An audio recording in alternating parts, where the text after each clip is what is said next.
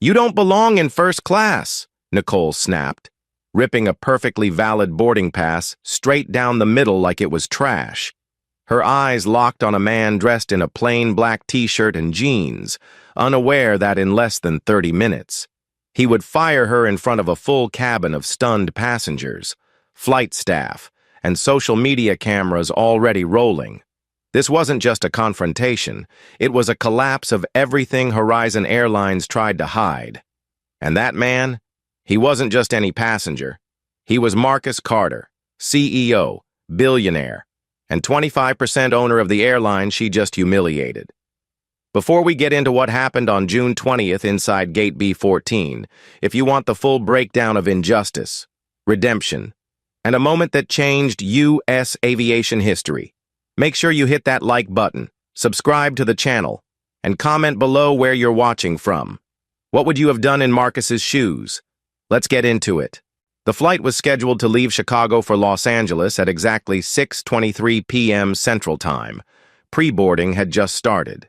The first-class cabin was quiet, plush, cool, all that typical premium comfort stuff you see in ads. That's when Marcus walked on. Calm, collected, unnoticed, exactly how he planned it. See, Marcus Carter wasn't just traveling to L.A. He was investigating his own airline. A string of online reviews had piled up, mostly ignored by PR, about how Horizon's staff treated passengers based on their looks. Not race outright, but appearance, clothing, vibes. You know the type. So, Marcus dressed down, no Rolex, no suit, no entourage, just jeans, sneakers, and a black tee. First class seat 2A, his, paid in full, booked under his real name, no favors. But when he approached his seat, Nicole Harris, 35, flight attendant from Ohio, looked him up and down like he was lost. "Sir, I think you're in the wrong cabin," she said flatly. Marcus showed his boarding pass. Nicole didn't even glance at it. "That seat's been reassigned," she added, already motioning toward the economy section. Brian Foster, another flight attendant, younger, smug, from Texas, walked up and chuckled. "Yeah, man, you sure you're in the right place? Looks like economy's more your style." Marcus raised an eyebrow but kept his cool. "This says 2A, first class." He handed over both his boarding pass and his ID, a clean Illinois driver's license. Nicole barely looked at it. "This has to be fake. We've seen this before, just last month in Dallas," she scoffed, referring to a 2020 incident where another black passenger was told the same thing. Captain Daniel Pierce, tall, stern, Midwestern, walked down from the cockpit, summoned by Nicole. "Sir, if you don't comply, we'll have to remove you. We have VIP guests who need that seat," he said, already motioning behind him. That's when Richard and Laura Bennett, a wealthy white couple, stepped forward holding champagne flutes and flashing platinum medallion tags. Richard said. "Is this going to be a problem?" Nicole replied. "We're handling it." The Bennetts smiled. The seat reassignment clearly arranged ahead of time. Marcus stayed seated, calm but firm. "I'm not moving." That's when Linda Walsh, the security officer on site, mid-30s, born and raised in Illinois, stepped in, hand on her utility belt. "Sir, I'm giving you one warning. Either vacate the seat, or you'll be escorted off." A few rows back. Mia Lang, a 22-year-old trainee flight attendant on her first solo assignment, looked stunned. She stepped up hesitantly. Actually, I think his ticket's real. I saw it scan green," Nicole snapped. "Stay out of this." "Mia!" Mia stepped back, but not before tapping her phone's audio recorder and slipping it into her jacket pocket. In row 4, 2 passengers, white, clearly watching everything, looked horrified. Emma Larson, 38, from Minnesota, pulled out her phone and hit record. "This is discrimination," she muttered. Her seatmate, Michael Grant, 42, from Florida, nodded. This is gonna blow up. Watch. He started filming too. Nicole, now visibly irritated, grabbed Marcus's boarding pass and tore it down the middle. You're going to economy, or you're off. Marcus blinked. Excuse me? She turned to Linda. Get him out. Marcus pulled out his platinum business card, a thick, matte black slab with his full name engraved. Nicole laughed. You people carry fake cards now? She asked, loud enough for others to hear. Captain Daniel frowned. You've been warned. Marcus, still composed, pulled out his phone and called Rachel Harris, his executive assistant. Rachel, log this. Contact the board. Tell them we're about to have a situation. On the other end, Rachel answered instantly. Already on it. Sending alerts now. Meanwhile, the Bennetts stepped into seat 2A like royalty, sitting down where Marcus should have been, brushing him off as if he were invisible. Emma shook her head. This is so wrong. She uploaded her video to X and TikTok with the hashtag HorizonShock. Within seconds, views ticked upward. Michael followed, posting from a different angle. This is disgusting, he said on camera. Back in the galley, Mia overheard Nicole and Brian whispering, Dude really thought he was flying first class? Brian laughed. He probably printed that boarding pass at home, Nicole added. Not in those jeans. Honey. Mia pressed record on her voice memo app again. She looked sick to her stomach. Back in the cabin, Daniel walked up again.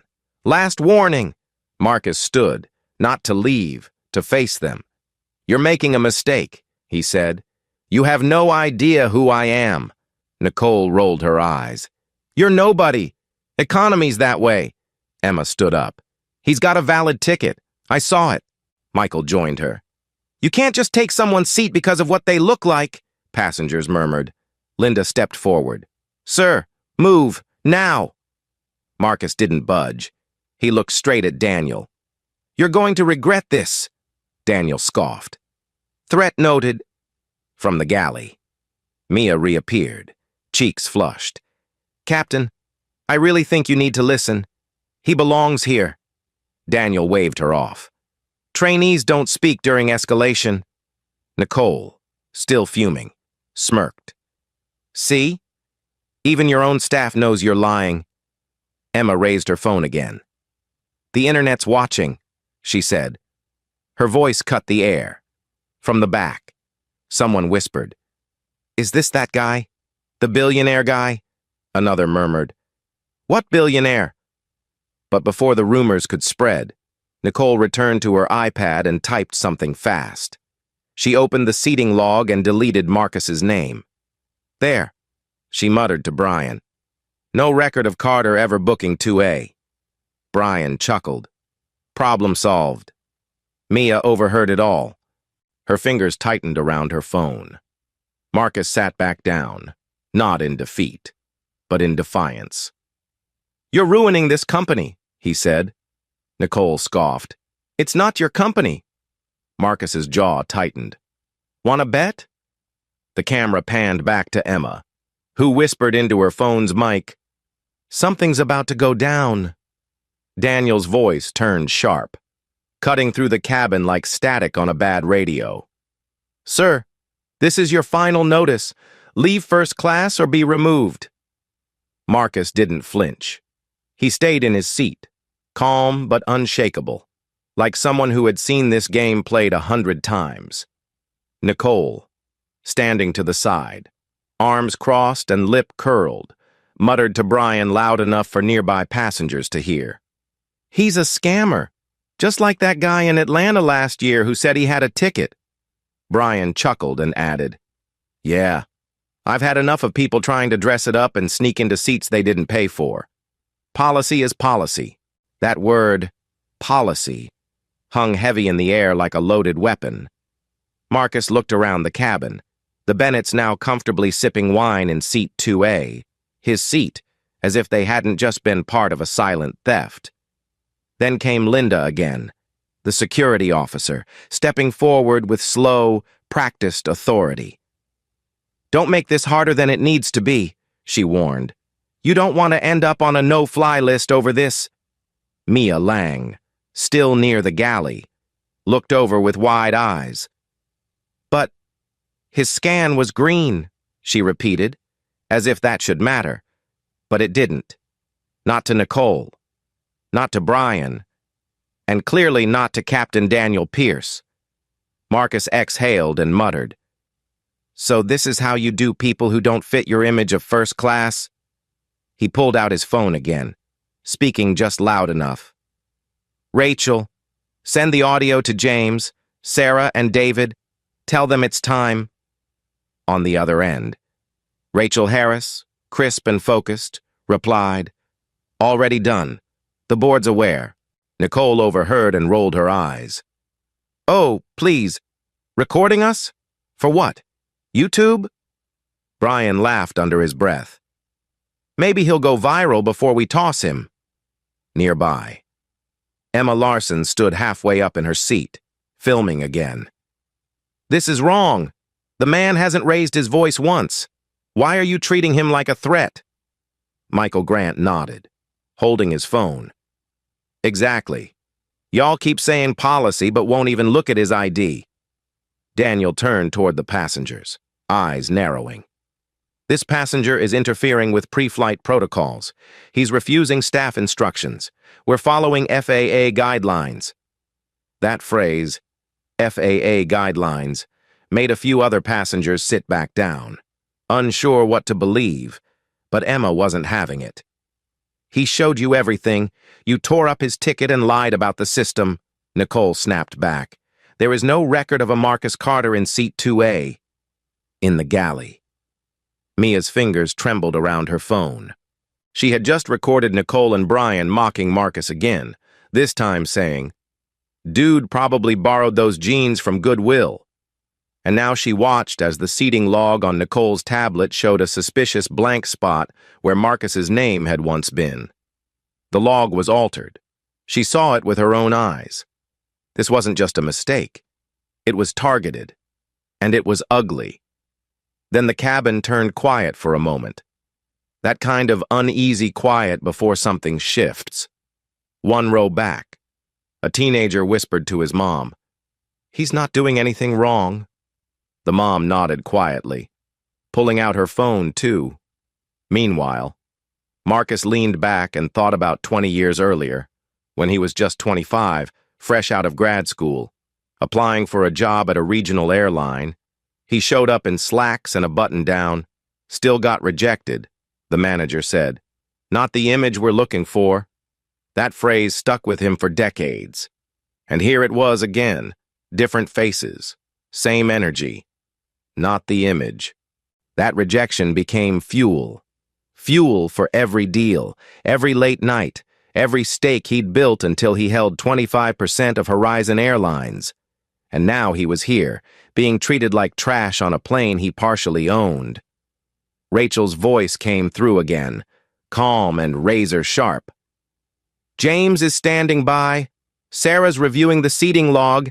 David is pulling all incident reports from this month, Marcus replied. Tell them Mia has audio. Mia looked up at the mention of her name. She stepped forward slowly. Captain, I recorded what Nicole and Brian said. I think the board should hear it. Daniel turned red. That's a violation of crew protocol. Mia didn't back down. So is what they did. Nicole laughed, clearly shaken but still snide. Oh, please, no one's going to believe a trainee. You don't even have wings yet. Emma raised her phone again. I do. I believe her, Michael added. Same here. Then someone from the back yelled, Us too! Momentum shifted. It wasn't just Marcus anymore. It was everyone. Daniel raised his voice. This situation is escalating because of one non-compliant passenger. Linda stepped forward again, her stance more aggressive now. Sir, this is your final warning. You'll be removed. Marcus didn't move. He locked eyes with Linda. I suggest you wait about 5 more minutes. She frowned. Why? Marcus's voice dropped low. Because by then, You'll be getting a call from someone who signs your paychecks. Emma looked at Michael, then back at Marcus. Who are you? Marcus didn't answer yet. Not yet. Not until it mattered. Linda's hand twitched at her radio, but before she called it in, Mia stepped fully into the aisle. This is wrong, she said, voice shaking but firm. His ticket scanned green. I watched it. I double-checked. Nicole rolled her eyes again. He's probably scamming the whole system. You think we don't get fake tickets every week? Marcus turned to Nicole slowly. You're talking to someone who's flown on this airline longer than you've worked here. Brian leaned against the galley wall, trying to stay cool. Then you should know the rules, Emma scoffed. He does know the rules. Better than you. Then Michael said it, loud and clear. You're gonna lose your jobs over this. That's when Nicole, panicked, whispered to Brian. Do you think he's somebody? Brian glanced at Marcus's face, steady, unreadable. He looks familiar. Nicole's voice dropped. Carter, wait. No, it can't be.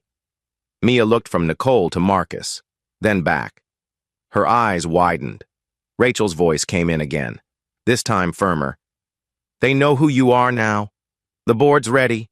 If they make one more move, give the signal. Marcus's lips curved into a calm, cutting smile. Let's give them that move. Then, just as Nicole raised her hand to wave Linda in again, Mia stepped forward with her phone raised. I have everything recorded, and I'll send it to the board if you try to remove him. Nicole froze. Brian stepped back. Daniel cursed under his breath. Emma's video just passed 5,000 views. Michael's wasn't far behind. The pressure was mounting, the cabin tense. Marcus stood slowly. Your bias ends here. The cabin, once silent, erupted in murmurs of agreement. Passengers began standing with him, and just like that, a quiet man in a black t-shirt wasn't alone anymore. Captain Daniel Pierce's voice cracked through the intercom like a final blow to dignity. Attention passengers. Due to a disruption in first class, we are asking all guests to remain seated as we remove a non-compliant individual refusing staff instructions. The cabin fell into stunned silence. Marcus Carter didn't blink. He was still seated, still calm, staring ahead while the walls of injustice closed in. Nicole stood just behind Daniel, smirking like the announcement sealed it. Brian lingered by the galley, arms crossed, enjoying the show. That's it, Linda muttered, stepping forward, hand resting near her radio. We're doing this the hard way. She reached for Marcus's arm. Sir, stand up now. Marcus turned his head slowly, voice low but cutting. You put your hands on me. You'll answer to a boardroom, not a holding cell. She froze. Not because she believed him, not yet, but because of the force in his tone. Across the aisle, Emma Larson's phone didn't stop recording. You see this? She said. They're really gonna drag him out for having a legit ticket. Her video, posted under the tag hashtag HorizonShock, had already hit 95,000 views and climbing. This is what racism looks like in 2025, her caption read. 2 rows back, Michael Grant posted a clip from a different angle, overlaying the words, "This man showed ID. He showed his ticket. They just didn't like how he looked." His video crossed 100K just as Daniel finished his intercom message. Meanwhile, Mia Lang, the young trainee flight attendant who had been quietly recording from the galley, stepped into the aisle, her nerves visibly shaking but her voice finding its spine. Captain, please, I have proof. He was scanned in. His boarding pass was valid. I heard Nicole say there was no record after she deleted it herself. Nicole spun around, eyes wide. Excuse me? That's a lie. Mia didn't flinch. You said it. You and Brian were laughing about it in the galley. I recorded it. Daniel's face went pale. You recorded the crew? Mia nodded. Sure did. Nicole's smirk vanished. "That's illegal," Michael yelled from his seat. "So is tearing up someone's ticket and lying about it." Passengers started murmuring, some standing up to see better. The pressure shifted. Fast. What had started as one man being targeted was now a cabin full of witnesses. "They're trying to erase a paying customer," someone muttered. "This is insane." Nicole turned to Brian, her voice suddenly panicked. "We're losing control of the cabin," Brian muttered. "This is on you. You wanted to push him out." Emma took a bold step forward, raising her phone high. "Don't touch him. We're all watching, and we're not letting you drag him off this plane," another passenger added. "You do that, and you'll be on the news by midnight." The human tide formed fast, a soft blockade of standing passengers, holding phones, blocking Linda and Daniel from getting to Marcus. He remained in his seat, calm, phone still in hand. "Rachel," he said, speaking into his AirPods, "tell James, Sarah, and David the situation's escalated. They need to hear this." Rachel's voice came back sharp, unwavering. "I've already looped in the board.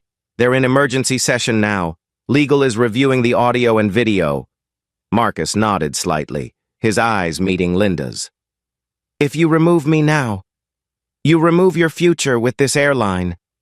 Daniel stepped in again, trying to assert authority. "You can't speak to my team that way." "I'm speaking to them like someone who signs their payroll checks," Marcus said, his tone flat. Not raised, but something in the room shifted. Nicole blinked. "Wait, what?" Brian's face turned gray. "You're joking." Linda hesitated. Lowering her radio slightly, Marcus said nothing more. Not yet, letting the weight of uncertainty hang in the air like storm clouds. From the galley. Mia hit play on her phone. The voice memo echoed, Nicole saying, "Not in those jeans," Brian laughing about fake tickets, and a short clip where Nicole muttered, "Delete it. Carter's name doesn't belong in first class anyway." Passengers gasped. Michael said loudly. "That's it. That's all the proof you need," Emma added. "They deleted his name from the system. This was planned." Nicole spun around, yelling. "She edited that. She spliced it." But no one was listening to her anymore. Daniel's eyes darted between his crew and the crowd. "Everyone, sit down," he started. But the passengers weren't budging. "You're not removing anyone," Michael said. "We're staying right here." Linda looked at Daniel. "Captain, this isn't going how it's supposed to." "You think?" he snapped back. The power they thought they had was slipping fast, and they knew it. Nicole was sweating now, visibly shaken. "Okay, fine," she said, flustered. "Maybe we misread the situation." Marcus finally stood up, not to leave, but to face them all. "No," he said. "You read it exactly how you wanted. You saw a black man in jeans, and you decided I didn't belong. You ripped up my ticket. You lied about my ID. You forged the log. You mocked me in the galley. All of it, for optics." Nicole opened her mouth to speak, but nothing came out. Then from the other side of the cabin, a passenger, older, quiet until now, said, "This feels familiar. This happened to my son. Different city, same playbook." Murmurs rippled through the rows. Passengers weren't just reacting, they were remembering. "I've seen this," someone said. "Every time they claim policy, it's always the same." Mia took a breath, stepped beside Marcus. "He's telling the truth. I back him 100%. Daniel raised his voice again. "This crew is trained to follow FAA protocol." "And to profile people?" Marcus cut in. "To target based on clothing? Skin?" No response. Marcus nodded. "Right." Then his phone buzzed. Rachel's voice came into his earpiece. "They're ready." He didn't say anything else. He looked at Nicole, then Brian, then Daniel. You'll want to sit down. You're about to be very unemployed. Nicole stepped back. Wait, wait, she whispered. Brian looked like he wanted to melt into the floor. Daniel tried to gather what was left of his authority. This is a misunderstanding. Marcus stared him down. You're gonna wish it was... Emma's phone buzzed. My video just hit 100,000 views. Michael checked his too. Mine's at 130K. Comments are exploding. Everyone's calling this out. The Bennetts, who had been silent, seated in 2A, finally spoke. Richard cleared his throat. We didn't ask for this. Marcus turned toward them. But you didn't stop it either. Laura lowered her gaze. We thought staff knew best. Staff lied. Marcus replied. And you benefited from it. The cabin was still now. The crew had no control. Marcus had not yet revealed his identity, but he didn't need to. Not anymore. The power had already shifted. Captain Daniel's jaw clenched as he turned from the passengers to Nicole, Brian, and Linda. Enough, he snapped, eyes wild, voice unsteady. Remove him now. Nicole didn't hesitate. She stormed down the aisle, with Brian on her left and Linda stepping forward, hand hovering close to Marcus's shoulder. Sir, we're done playing games. You're coming with us, Linda ordered, her voice louder than before, trying to mask her rising discomfort with authority. Marcus didn't move. He simply looked down at his phone and tapped once. Rachel, he said, calm as ever. They're making their final move. Confirm board status. On the other end, Rachel's voice rang clear in his AirPods. The board is live. All 3 members, James, Sarah, David, are online. They've reviewed the logs, the footage, and the audio. They're ready. Marcus nodded once, then looked up just as Linda reached for him.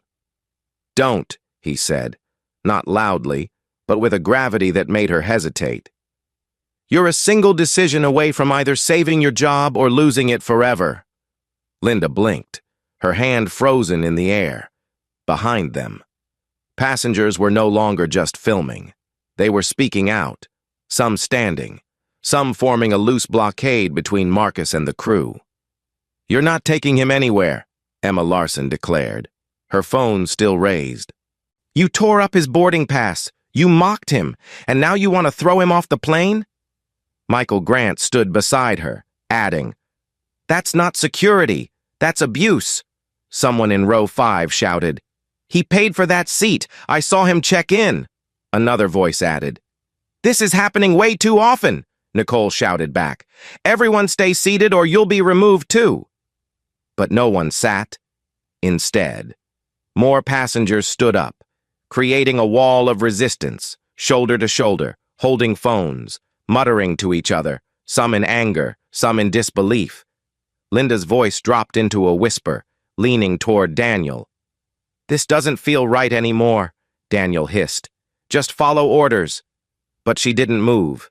Instead, her eyes shifted from Marcus to Mia, who was standing across the aisle, holding her phone tightly against her chest, the screen glowing with the voice memo app still running. Mia stepped forward, her voice cracking at first, but gaining strength. I heard Nicole and Brian in the galley. They joked about how Marcus didn't belong here and said they'd make it look like a mix-up. Nicole wheeled around, red-faced. You're a trainee. You don't know protocol. Mia shook her head. I know right from wrong. And this? This is wrong. Daniel opened his mouth, but before he could speak, Emma yelled over him. Shut it. Captain, we've all heard the audio. We've all seen how you treated him. Michael raised his phone higher. My video just hit 2,000 views. The world's watching now. Hashtag Horizon Shock is trending. Daniel's lips curled in frustration, realizing he was no longer in control of the narrative or the cabin. Then came the final crack in their armor. Rachel's voice came through Marcus's earpiece again, firm and decisive. James says it's time. Sarah and David are backing full executive authority. You are cleared to act. Marcus took a slow step forward, facing Nicole, Brian, Daniel, and Linda, the four who had spent the last 20 minutes unraveling the dignity of an innocent man based on his clothes, his skin, and their unchecked bias. But he didn't speak to them just yet. He turned first to the passengers. "Thank you," he said. "Not just for filming, but for standing up, for not sitting back when it was easier to stay quiet." Then he looked to Mia. "You showed more integrity in one day than some do in their whole career." Mia nodded, tears quietly lining her eyes. Nicole took a step back, sensing the shift, trying to salvage control. "Look, maybe we misjudged." "You didn't misjudge," Marcus interrupted sharply. You chose to ignore my ID. You chose to tear up my boarding pass. You chose to erase my name from the log. You laughed about it, and now you're scrambling because the mask is off." Daniel tried to step in again. "Sir, we can escalate this to federal security." "You won't need to," Marcus said, finally stepping fully into the aisle. "Because I am Marcus Carter, CEO and 25% shareholder of Horizon Airlines, and as of this moment, the board is aware of every second of this incident." The air went completely still. Nicole's mouth dropped open. Brian stuttered. "You're lying." Marcus didn't flinch. "Rachel, patch in James on speaker." A second later, a calm, authoritative male voice filled the cabin from Marcus's phone speaker. "This is James Thompson, Horizon board member. We've received full recordings from Marcus Carter and the staff member Mia Lang. This situation is being handled internally. Any Horizon employee who attempts to interfere further will be terminated." Linda staggered back like she'd been hit. Brian looked like he might throw up. Daniel's voice dropped to a whisper. "Oh my God," Emma gasped. "I knew it. I freaking knew it." Michael laughed, both stunned and impressed. "Holy hell, that's the CEO?" Nicole finally spoke, her voice trembling. "Marcus, I didn't know." Marcus turned his gaze toward her, calm, cold, and heavy. "That was the point. You didn't see me.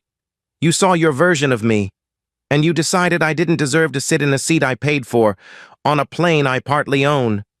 He turned to Linda. "You can still fix this. You can make the right call, but you've got to make it now." Linda swallowed hard, then slowly stepped back. I'm not touching him." She lowered her hand from her radio. "I want no part of this mess." Passengers clapped. Not loud, but enough to shift the weight of the room. Daniel stood frozen, Nicole in shock, Brian leaning against the galley wall like he was sinking. Marcus lifted his phone again. "Rachel, tell the board we'll be proceeding with crew terminations before takeoff. Replacement crew should be ready at the gate in 10, Rachel replied. "Confirmed," Nicole whispered. "Please, Marcus, this was a mistake." "No," Marcus replied, cool and final. "This was a pattern, and now, that pattern ends." The cabin didn't erupt. It didn't need to. It was quiet, charged, settled. The fight was over. Now came the consequences. Marcus Carter stood in the aisle of Horizon Airlines Flight 227 like he had just taken back the reins of a runaway train. His voice steady, his posture calm, but his presence now undeniable.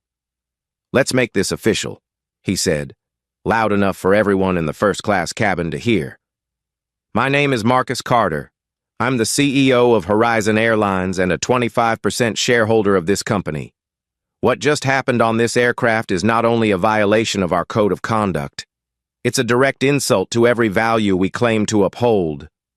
A collective gasp rippled through the cabin, followed by a stunned, reverent silence. Nicole staggered back as if slapped, her hand covering her mouth. Brian's arms dropped to his sides, the smug grin long gone, replaced with a blank stare like his brain had blue-screened. Captain Daniel Pierce looked like someone had ripped his name off his pilot badge. "Wait," Daniel said, finally speaking, voice cracking. "You're Marcus Carter?" "The same," Marcus replied flatly. "And unless you want security escorting you off this aircraft in front of a growing crowd of recording passengers, I suggest you cooperate." Linda, who had been shifting uncomfortably since Marcus dropped the truth, didn't say a word. She simply took a step back from the aisle and crossed her arms. "I'm not stopping this," she muttered. "I'm done." Emma covered her mouth in disbelief, her phone still rolling. "Oh my God. I knew something was off. He was too calm, too confident," Michael said. "You ever seen somebody walk into a lion's den with that much patience? That was a boss move. Literally." Marcus turned toward his AirPods again. "Rachel, where are we with the board?" Rachel responded in real time, her voice playing clearly on speaker. "James, Sarah, and David are all in agreement. Terminations approved. Emergency Protocol 17A is in effect. You have full authority to proceed. Marcus?" Nicole dropped into the jump seat, eyes wide, chest rising and falling like she'd just run a mile. "Please, I didn't know who you were." Marcus tilted his head, not unkind but completely unimpressed. "That's the problem. You don't treat people with respect unless you think they're somebody. That's not how this airline runs. Not anymore." Brian tried to chime in, hands open, pleading. "Look, man, it wasn't personal." "Stop talking," Marcus said without turning. "You had multiple chances to check the system. You mocked my card. You laughed at my name. You stood by while Nicole tore up a valid boarding pass and fabricated a seating record. That's not just bias. That's corruption." He turned to Captain Daniel last, locking eyes. "And you, the highest authority on this plane, backed it all without question, without proof. You overrode policy to satisfy a VIP couple because you assumed someone like me couldn't possibly belong here." Daniel looked down. "I made a judgment call." "No," Marcus corrected. "You made a biased call. And now you're grounded." Rachel's voice came through again. "Replacement crew arriving at Gate B14 in 7 minutes. Ground manager has been informed. Please proceed with escort." Marcus stepped back slightly, giving Nicole, Brian, and Daniel space to exit. "You are all relieved of duty, permanently. You'll be escorted off this aircraft immediately. You are not to return to Horizon Airlines property unless contacted by legal—" Nicole looked like she might faint. "You can't just—" "Rachel," Marcus said. "Please confirm their employee IDs are flagged," Rachel responded. "Confirmed. Terminated. System updated." Brian exhaled sharply and muttered, "Damn." Daniel, still pale, stood stiffly. "Captain's log will reflect full incident." "Don't worry," Marcus said. "So will mine, and mine carries more weight." A few scattered claps broke out in the cabin, then a few more, and before long, a round of applause rose up, not the thunderous kind, but a steady, heartfelt rhythm from passengers who had seen enough and were ready to exhale. Emma smiled and whispered, "That's justice," Michael added. "That's leadership," as the terminated crew members slowly began gathering their things, escorted down the aisle by 2 newly arrived gate managers. Marcus turned to Linda. "You had a choice, and you hesitated, but you didn't push it too far." Linda nodded slowly, almost like she wasn't sure she deserved his mercy. "I got caught up in it. I'm not proud." "You'll be retrained," Marcus said. "You'll be assigned to a different base for a while. You get one shot to prove you belong on this team." Linda didn't cry, but her eyes watered. "Thank you, sir." Mia stood quietly off to the side, still gripping her phone, unsure what to do now. Marcus walked over to her and extended his hand. "You're getting promoted. Effective immediately. Horizon doesn't need more bodies. We need integrity. And you've shown more courage in one flight than most see in a whole career. Mia's eyes widened, stunned. Seriously? Seriously, he said with a nod. We'll get you a badge and wings today. More clapping. Some passengers stood. One even called out. Finally, someone who gives a damn, Rachel chimed in once more. Board has confirmed full support for your decisions. Crew retraining and policy audits begin immediately. David Lee will oversee compliance. Compensation is being issued to affected passengers. Marcus gave a small, tired smile. Thanks, Rachel. Keep me updated. Then, turning to the passengers, he raised his voice gently. I want to thank all of you for your patience, for recording, for speaking up. This flight will be delayed, but it will fly, and the people on board will be treated with the dignity they deserve. Emma wiped her eyes. You've changed this airline tonight. Michael grinned. This is going to be in every news cycle by tomorrow. Marcus shrugged. Let it be. Sometimes the truth needs airtime. A few rows down, an elderly couple gave Marcus a quiet nod. Another woman said, My son's been through this. Thank you for not backing down. Marcus looked around and said, No one should have to look like money to be treated like a person. And with that, he took his seat. Seat 2A, where he belonged from the beginning. This time, no one questioned it, no one challenged it, no one dared. 10 minutes later, the air in the terminal outside Gate B14 felt just as tense as the cabin had been, except now. The fired crew stood under fluorescent airport lights, stripped of their titles, holding their carry-ons like civilians. Marcus Carter stepped off the plane briefly, flanked by 2 board-authorized security officers and Rachel on a live call through his AirPods. Nicole stood rigid, mascara streaking beneath her eyes, whispering again and again that she hadn't known, that it was just a misunderstanding. You knew what you were doing, Marcus said, his voice even but laced with finality. You didn't need to know who I was.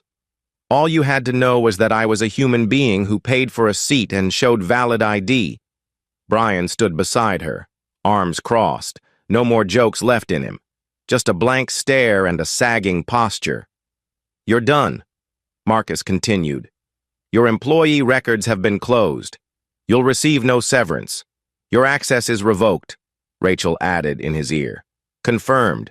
Systems updated. They're locked out.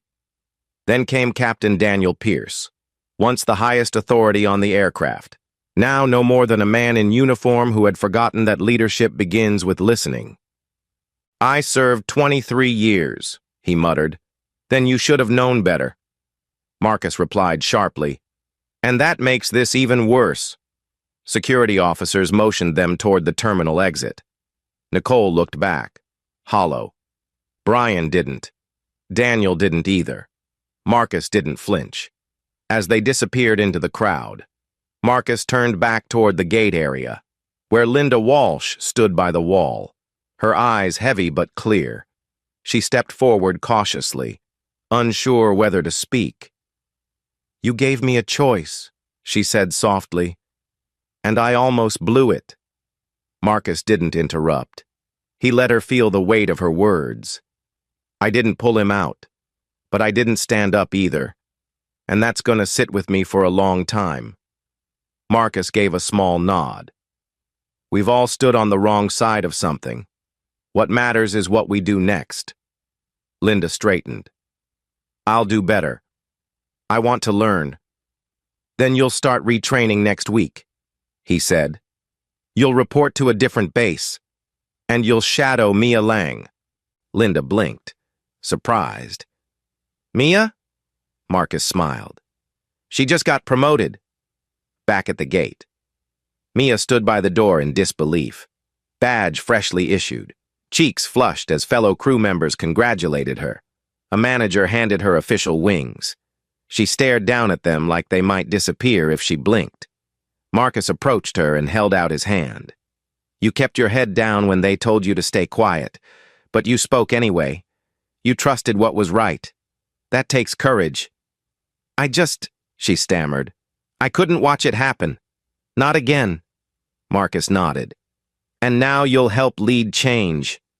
Then Rachel's voice returned in his ear. Marcus, we've got something. Brian just admitted in his exit interview that this isn't the first time, said Nicole. Daniel. And he covered up at least 3 prior complaints, all buried by altering logs. Marcus's jaw tensed. Where? 2 in Los Angeles, 1 in Phoenix, all minority passengers, all assigned first class. Records tampered to downgrade or remove them. This is bigger than bias, Marcus muttered. This is systematic deception, Rachel continued. David Lee already ordered a full audit. Starting today, Sarah's putting out a public statement. James wants to brief the DOJ by morning. Marcus turned toward the window, watching planes pull in and out on the tarmac, each one carrying people who'd trust they'd be treated fairly, no matter what they wore or where they came from. Then let's clean house, he said. From the top down. He walked back toward the gate, where passengers, now deboarded temporarily during the crew switch, waited patiently, many of them still shaken. Some applauded softly as he approached. One woman stood and said, You didn't have to come yourself. But you did, another added. You could have let PR handle it, but you stood in it. Marcus gave a humble nod. That's what leadership is, not hiding behind statements, but showing up in the hard moments. Mia stood beside him now, wings pinned. Linda, off to the side. Silently observing, Rachel reported. New crew is briefed and boarding. Flight can resume in 15. Marcus looked around one last time. Make sure every passenger affected today receives a direct apology, full refund, and lifetime platinum status. No exceptions. On it, Rachel replied. Already processing. And Mia, he added, set her up with mentorship under our DEI lead. She's going far. Mia's eyes went wide again. Seriously? Seriously, Marcus said with a smile. This company needs more of you. Then he turned to Linda. You'll be shadowing her. Learn from the voice you tried to ignore. Linda nodded. I will. Rachel chimed in once more. Marcus, trending update. Hashtag Horizon Shock just crossed 75,000 views. Media's asking for a statement. Let them watch, he said. We're not going viral. We're going accountable. He stepped back into the jet bridge, ready to reboard, not just the plane, but a new era for the airline he helped build, not through press releases or social media spin, but through action, consequences, and redemption, all before takeoff. The wheels of Flight 227 finally lifted off the Chicago runway at 8:12 p.m., nearly 2 hours behind schedule, but for the 134 passengers on board, not a single complaint was heard. In fact, the cabin was strangely calm, as if everyone knew they were part of something bigger than a delayed departure, something that would be talked about long after the seatbelt sign turned off.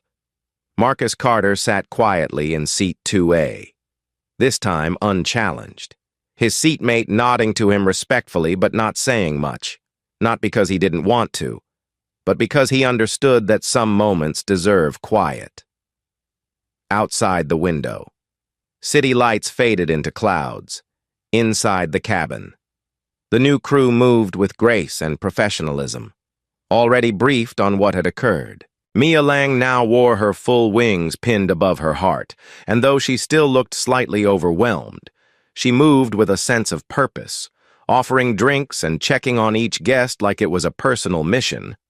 Marcus watched her with quiet pride, knowing her story would echo through training sessions for years to come. Across the aisle, Emma and Michael were still glued to their phones. Emma leaned toward him, whispering. You've changed more than just this flight, Michael added. Your name's everywhere. Videos hit 1 million views. Marcus smiled faintly but didn't respond. It was never about going viral. It was about being visible. Not as a CEO, not as a shareholder, but as a human being who wanted to be treated fairly.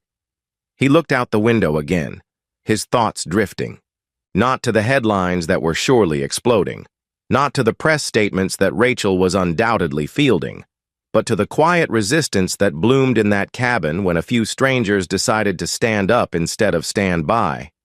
That was the real win.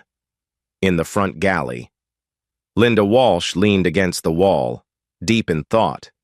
She hadn't spoken much since reboarding, but when Mia passed by, Linda quietly said, "Thank you for not giving up on me." Mia smiled gently. "We've all got things to unlearn." Nearby, a couple who had witnessed the entire ordeal tapped Marcus on the shoulder. "We just wanted to say thank you," the woman said.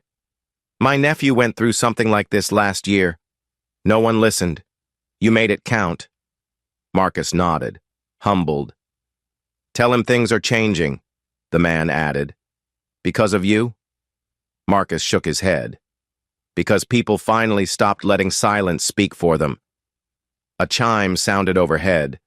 The pilot, the new one, came on the intercom, his voice measured and respectful.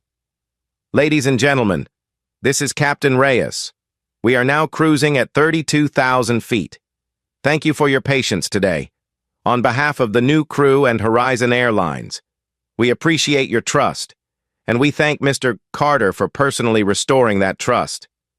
A wave of soft clapping filled the cabin. Not thunderous, not performative, just real. Marcus closed his eyes for a moment, exhaling slowly. This wasn't just about one flight. It was about years of being second-guessed, overlooked, and told to prove himself 3 times over. It was about the job offer he never got at 25 because of optics. It was about the boy from the south side of Chicago who once sat in the back of the plane and dreamed of owning the whole fleet. Now, here he was, not just a passenger, but the architect of reform. Rachel's voice chimed gently through his AirPods again. "All board directives are in motion. Public statement scheduled for the morning. Audits underway. Legal is preparing ethics reviews for every base." Marcus nodded to no one in particular. "Good," he whispered. "Let it start now," Rachel added. "Media wants your quote." Marcus paused. Then, without hesitation, replied, "Tell them I didn't come to make noise. I came to make change." A few rows back, someone murmured, "This flight should be in a movie." Another said, "Nah, it should be policy." The hashtags kept climbing, but Marcus tuned them out. He looked to Mia, to Linda, to the passengers who stood with him, and thought, this is what legacy feels like. Not a plaque, not a press release, but a culture reset born mid-air.